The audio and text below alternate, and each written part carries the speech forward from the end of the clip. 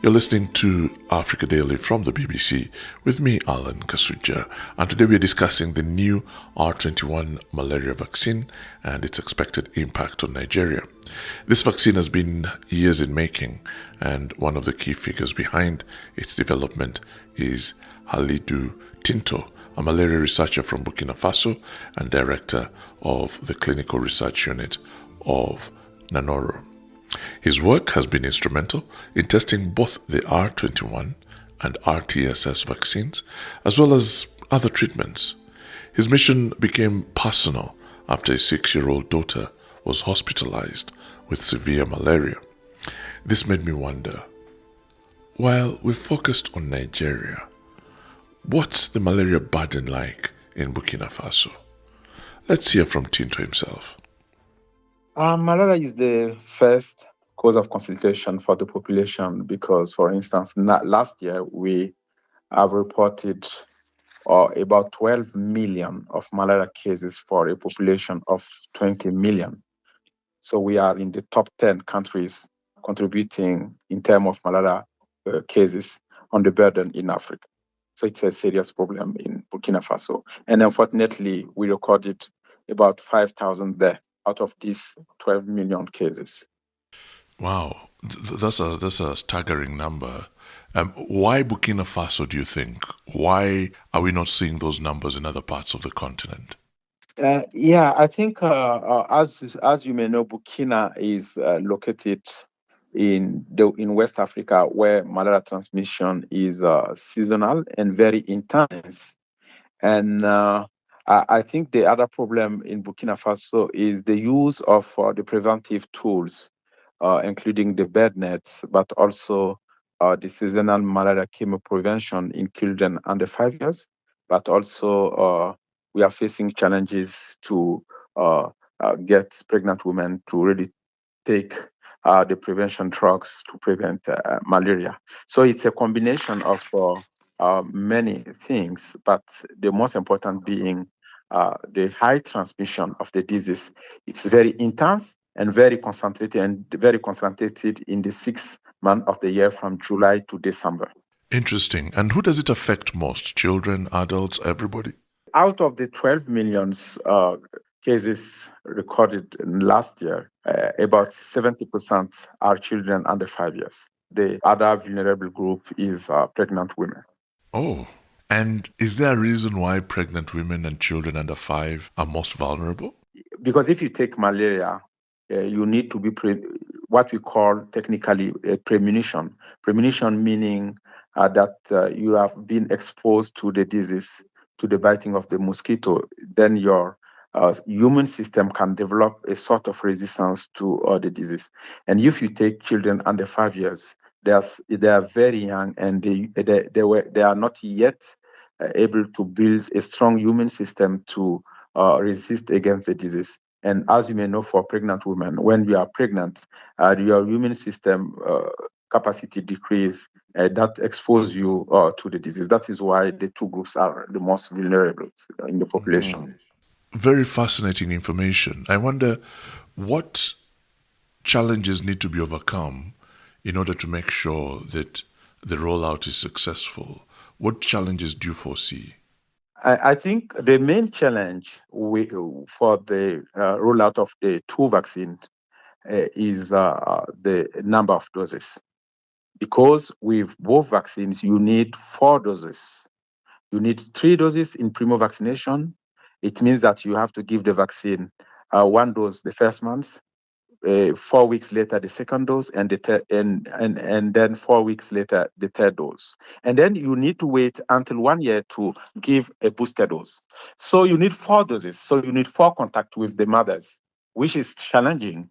And unfortunately, without the 4 doses, you will not be able to protect the child over time. Because in our phase 2 trial, we show that if you give 4 injections, you are able to protect the child up to over 60% of protection over 4 years. That is why we think that we should develop some innovative approaches for the vaccine delivery to be able to really increase the coverage, but also increase the coverage of the 4 doses. So basically the first 3 doses are $12. Is that what you're saying? For a lot of countries in Africa, $12 per person is a lot. Yeah, that is true. But fortunately, like other API vaccines, Gavi is taking the lead really to make this vaccine accessible at free of charge for our children. We started, for instance, the rollout in Burkina in February 2024, and now, fortunately, the vaccine is free for all children. Does the vaccine have an immediate impact? Yeah, after the 3 doses, you see that the year following the 3 injection, you can protect children up to 75%.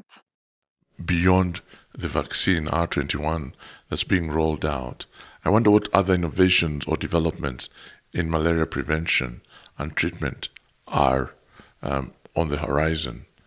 Anything else that you've been looking into recently? As you see, the 2 vaccines are not efficient at 100%. So there are still a gap to get at 100%. That is why we are working with another group from the University of Oxford to test a new vaccine that can prevent the infection of the red blood cells. In sort that if we have a promising result of this second generation of vaccine, we can combine the 2 vaccines to have 2 levels of protection. First, at the liver stage, that R21 can protect. And if the 25% of parasites escape the liver stage and get to the red blood cells, we have a second vaccine that can block the infection of the red blood cell. By doing that, we hope that we can increase the efficacy up to 90 or over 90%.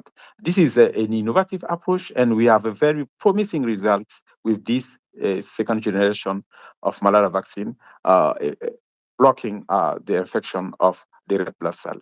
And we hope that next year we will be able to start the combination program with R21 and the blood stage vaccine. Right. And finally, if I may, I wonder, based on your experience, how can African research centers like the one you run help drive future advancements in the fight against malaria and also other infectious diseases? Yeah, I think, of course, in Africa, we need to be in an environment where there is a peace and security. For instance, in Burkina, we are facing this security problem, even in some part of Nigeria, Niger, Mali. I think it's very important to have peace and security. This is first thing. And second thing is really to invest in research, because unfortunately, almost all of our money from abroad to conduct research. The limitation of that is we do not control the agenda of our research in Africa. So we need African government, more leadership, more ownership, and more investment to make it so that our researchers in Africa can control the agenda. I'm really interested in what you've just said. You're basically saying that he who funds the research decides on how the money is spent. So priorities might clash? Yeah. Because we have, as you said, it's not only malaria. We have many other problems. For instance, in Burkina, we are facing this last year repetitive epidemics, and we are facing the challenge to raise some funding to conduct research to tackle this disease, which unfortunately is making many deaths in the population. And why do you continue to do this? Why do you continue to do what you do?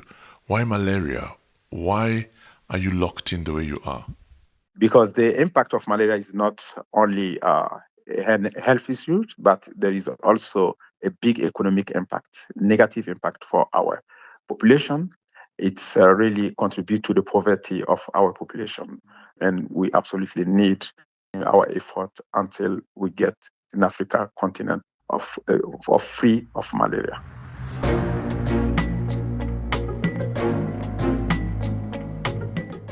A very, very huge thank you to Halidou Tinto and 𝗃𝗂𝗧𝗃𝗃𝗃 for